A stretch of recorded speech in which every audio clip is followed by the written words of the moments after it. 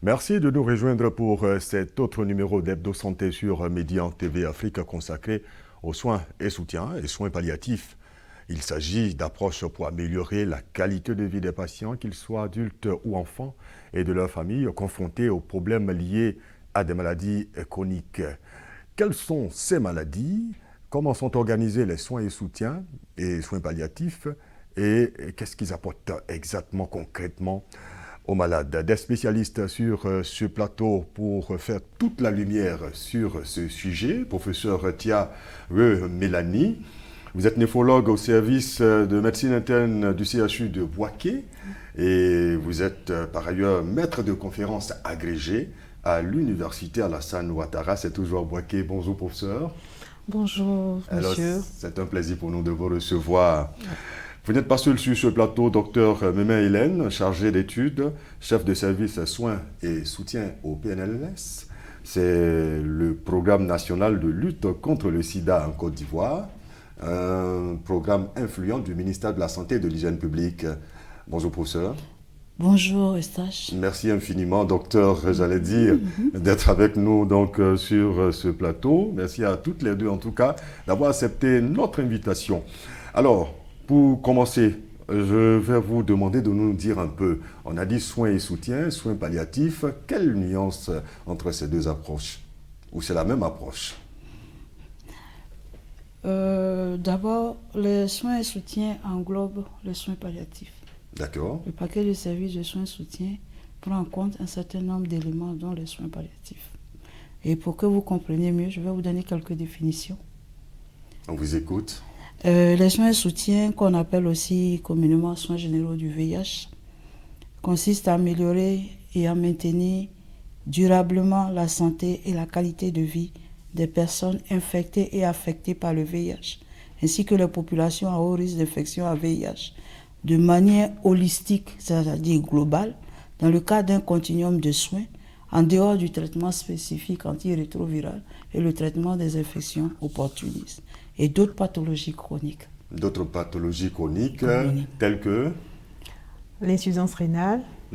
Je dirais que, en plus de la définition du docteur Mémé, j'ajouterais que ce sont des soins, on dira des soins complets, associés à un soutien, à des soutiens notamment économiques, psychosociaux, physiques, spirituels, en plus de tout ce qu'il vient de dire.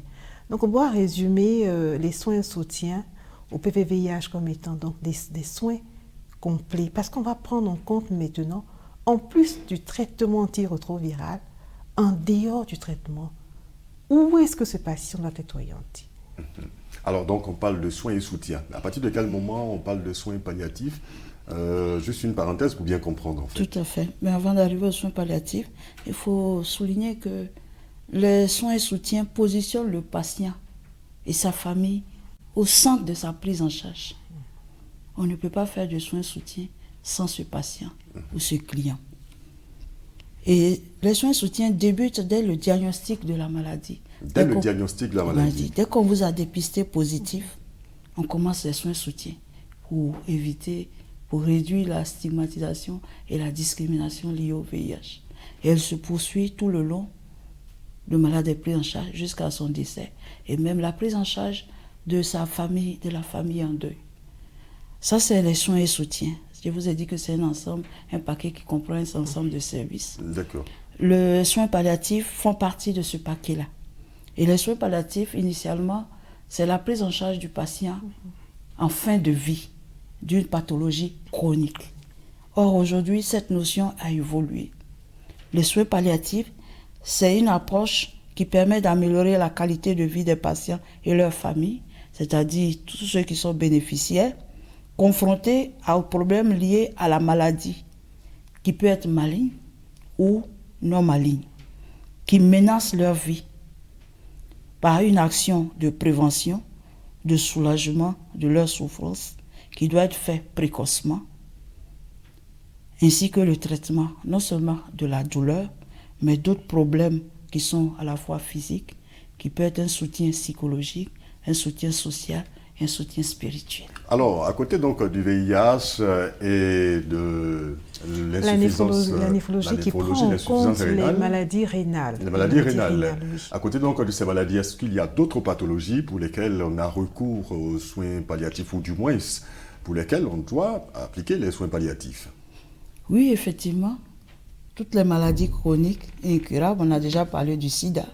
Nous avons le cancer, les différents cancers, les affections cardiaques. Elle a déjà parlé des infections rénales. Et puis certaines maladies à un stade avancé qui mettent la vie des malades en danger ainsi que leur famille. D'accord. Il y a aussi d'autres pathologies dites chroniques, mais qui ne sont pas incurables, comme le diabète, l'hypertension artérielle, mais dont les séquelles peuvent menacer la vie du patient. En ce moment, on fait une approche palliative de ces pathologies. Ils rentrent aussi dans le lot. D'accord. Les soins et soutiens se passent où?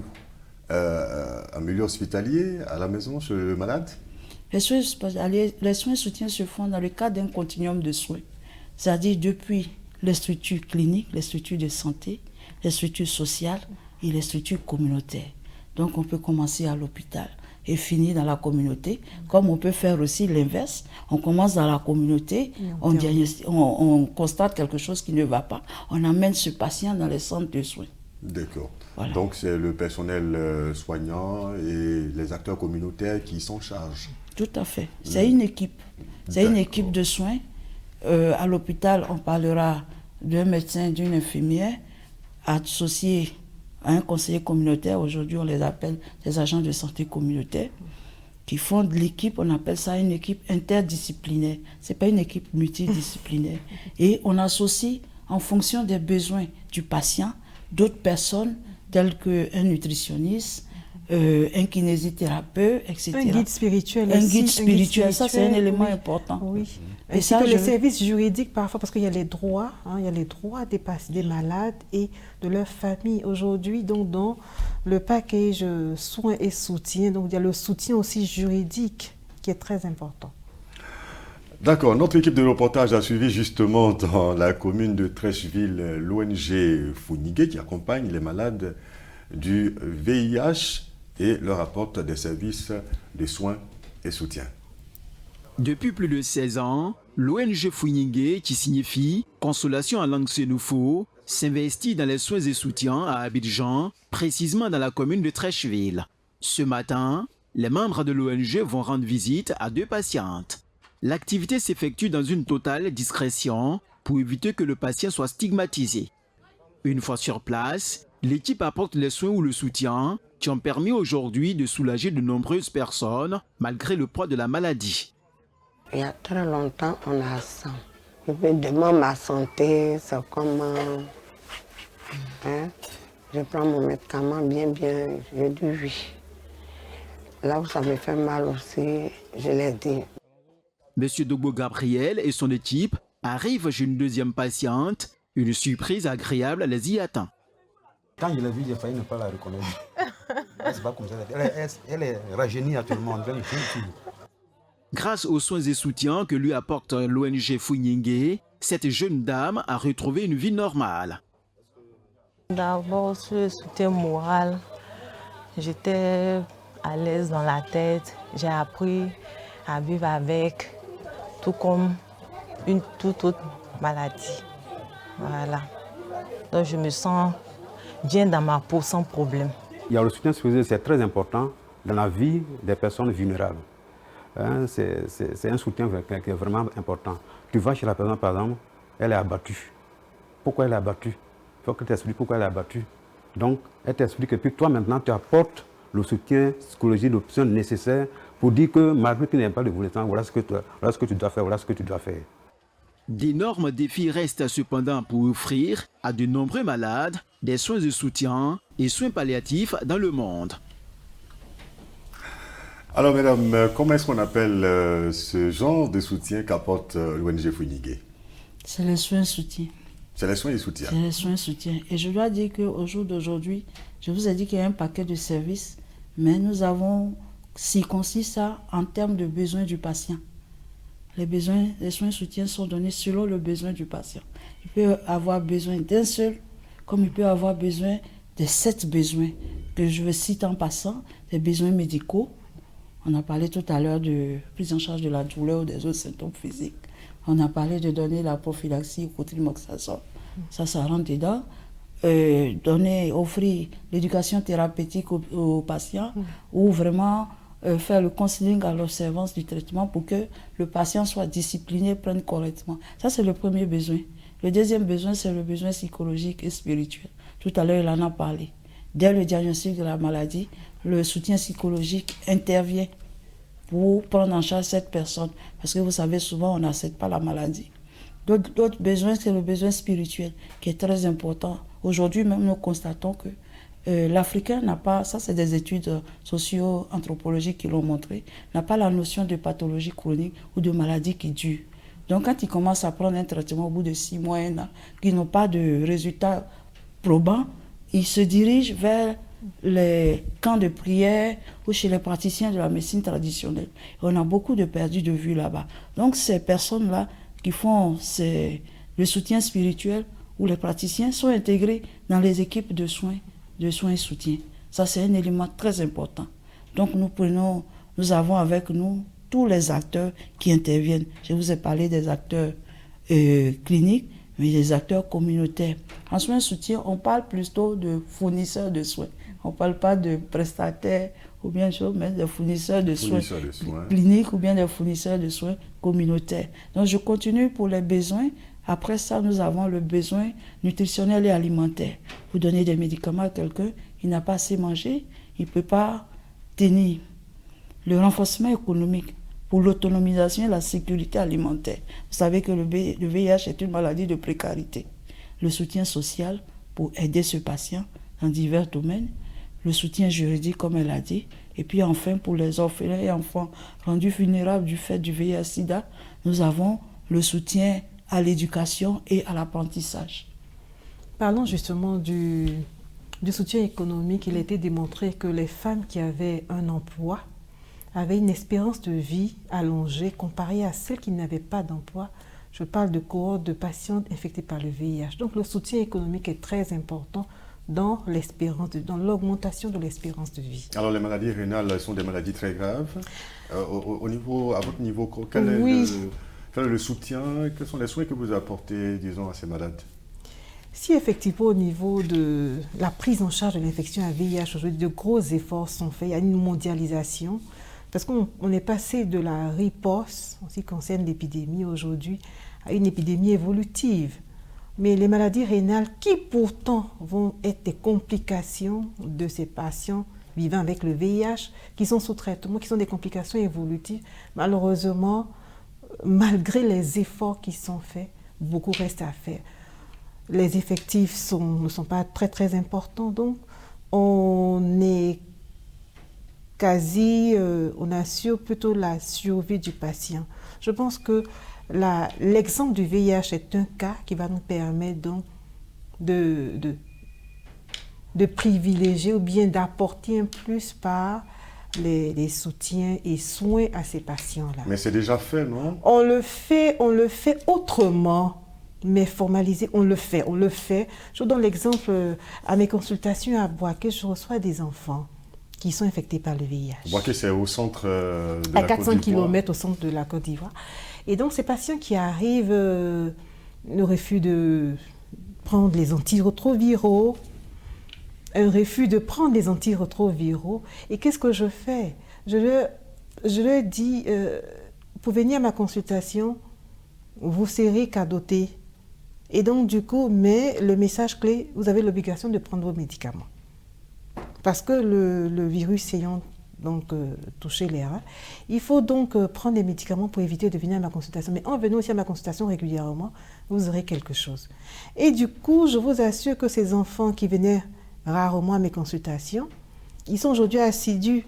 Et quand ils viennent que de par mon agenda, je ne suis pas disponible, ils insistent pour rencontrer Dr Tianan, on veut la voir, nous présenter nos résultats. Et j'essaie de les encourager dans la prise en charge. Mais c'est parce que j'ai été formée par Dr Mémé dans la prise en charge au niveau des soins palliatifs. Aujourd'hui, on parle plus de soins et soutien. Je pense qu'aujourd'hui, ces enfants sont assidus et j'ai de très bons résultats. Je projette même aller à domicile, mais si mon temps me permet, mais j'ai promis à ces enfants d'aller leur rendre visite. Voilà, donc là, on comprend qu'il faut former donc plus le personnel. Je suis entièrement d'accord avec, il faut former le personnel.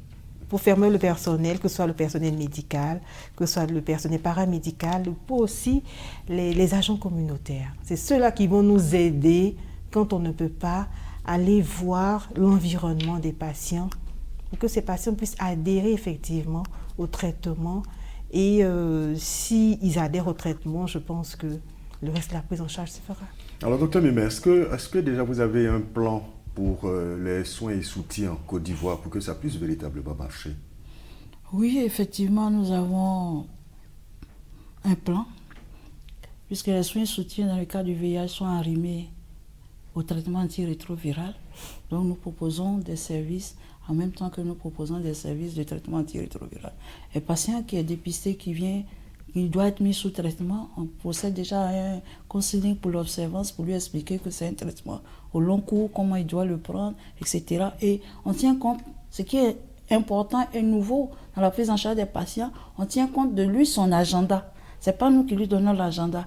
Si par exemple il travaille la nuit et que ce médicament doit être pris la nuit, on lui propose de le prendre le matin où il ne travaille pas, où il se repose. C'est un exemple que je donne. Ça, c'est un élément important. Donc, on tient compte, dit le malade est au centre de sa prise en charge. Et ça, en soins soutien, on associe la famille. On dit personnes infectées et affectées. Parce que le VIH affecte le milieu dans lequel vous vivez. Et affecte aussi les orphelins et enfants rendus vulnérables du fait du VIH. Donc, il faut prendre en compte tous ces éléments. On en arrive à la question essentielle de cette émission, soins et soutien, soins palliatifs. Quel intérêt pour les personnes vivant avec le VIH? Qu'est-ce que, un malade qui bénéficie de soins et soutien gagne concrètement? Qu'est-ce que ça lui apporte? Beaucoup. Il gagne beaucoup. Le premier élément, on vous a dit, c'est d'être maintenu dans les soins. Quand il est maintenu dans les soins, durablement, ce n'est pas une affaire de 2 jours. C'est au bout de 1 an, 2 ans, 3 ans, 4 ans. Je donne l'exemple des patients à l'époque où j'étais médecin clinicien à l'unité de soins ambulatoires et conseil au CHU de Treichville, que j'ai mis sous traitement en 1998, qui sont encore aujourd'hui en vie, qui ont repris goût à la vie. Quand vous les voyez, vous ne les reconnaissez plus. Ils ont repris du poids, ils ont des activités. Ça fait 22 ans. Comme elle l'a dit, ça augmente l'espérance de vie. Ça, c'est le premier élément. Deuxièmement, il faut que vous les amenez à avoir une charge virale supprimée. La charge virale, c'est le nombre de virus qui est dans le sang. Et c'est ça qui détruit les cellules de l'immunité de l'homme. Donc, il faut que les virus qui sont dans le sang disparaissent. Quand on dit supprimer, ça ne veut pas dire qu'il est guéri. Mais ça veut dire que dans le sang, on n'arrive plus à le retrouver.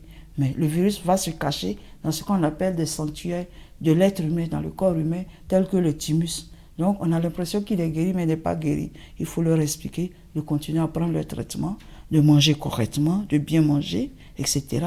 Et sur ce plan, on travaille en collaboration avec le Programme national de nutrition qui a le lead de ça.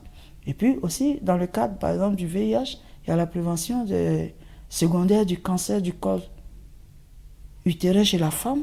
Il faut sensibiliser ces gens pour venir d'abord se faire dépister. Il y a une action de sensibilisation et puis ensuite il y a une action de prise en charge. S'il y a des lésions déjà développées, il faut les détruire. Si c'est à un stade avancé, il faut les adresser au service du cancer.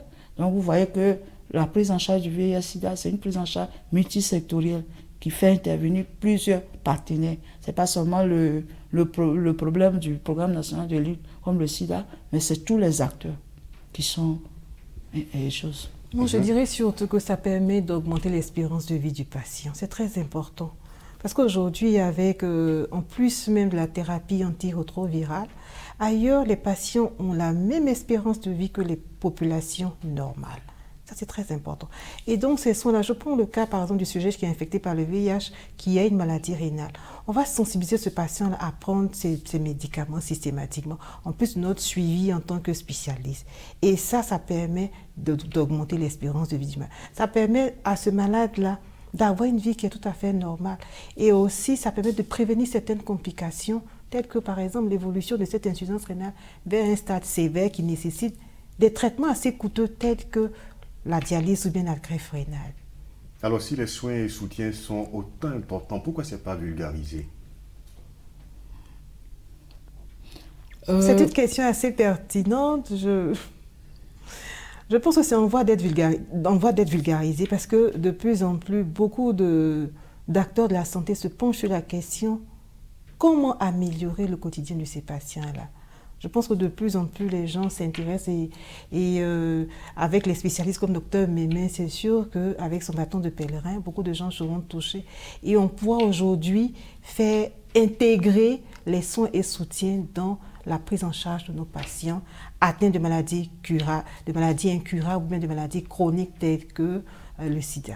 Il faudrait que ce soit, je vais dire, systématique pour tous les malades, à tous les niveaux. Alors, vous y pensez, la promotion des soins et soutiens? Oui, on fait la promotion, on a commencé, mais comme vous le dites là, il y avait une méconnaissance des soins et soutiens, et je pense que c'est ce levier-là qu'il faut lever. Il y avait aussi les intervenants en soins et soutiens qui n'étaient pas suffisamment formés. Et ça, il faut le dire. Tout à l'heure, je disais aussi comme gain, c'est que ça empêche la personne vivant avec le VIH de se recontaminer avec un autre virus. Et puis, ça permet aussi de ne pas contaminer quelqu'un d'autre. Donc ça, c'est très important. Et ça permet de réduire le nombre de nouvelles infections liées au VIH. Tantôt, vous avez parlé de fournisseurs. Est-ce que vous pensez qu'il y en a assez suffisamment pour effectivement faire la promotion des soins et soutiens et des soins palliatifs? Je pense que c'est vrai, il y aura le nombre, mais il y aura la qualité des soins qui seront donnés. Parce qu'à la fin, c'est la qualité. Est-ce qu'ils reçoivent des soins de qualité? Mais je pense que si tout le monde est impliqué à tous les niveaux, je prends par exemple l'apport des communautaires. C'est un apport indéniable. On ne peut pas leur enlever. Sans eux, on ne peut pas retrouver un malade perdu de vue ou qui a abandonné son traitement, qui est dans la communauté. C'est eux qui font les visites à domicile, sous la houlette du médecin.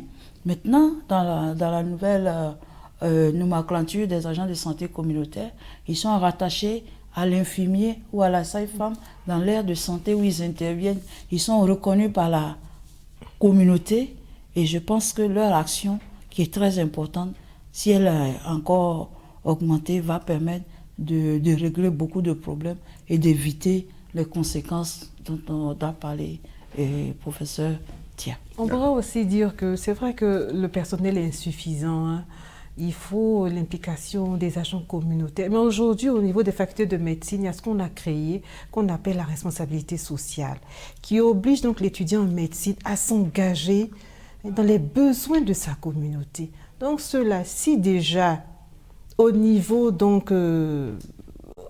basal, au niveau de la faculté de médecine, on leur enseigne les soins et soutiens, ils vont donc s'impliquer davantage et ça permettra d'améliorer la qualité des soins.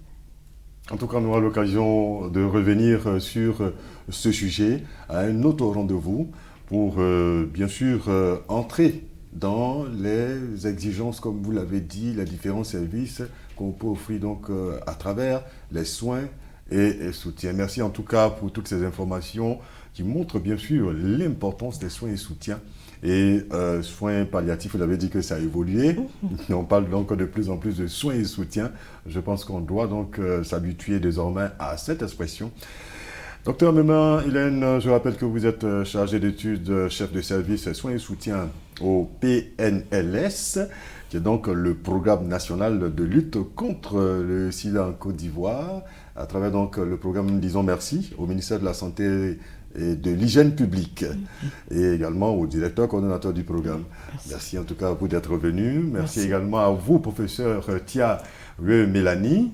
Vous êtes néphrologue au service de médecine interne du CHU de Bouaké et vous êtes également maître de conférence agrégé à l'université Alassane Ouattara.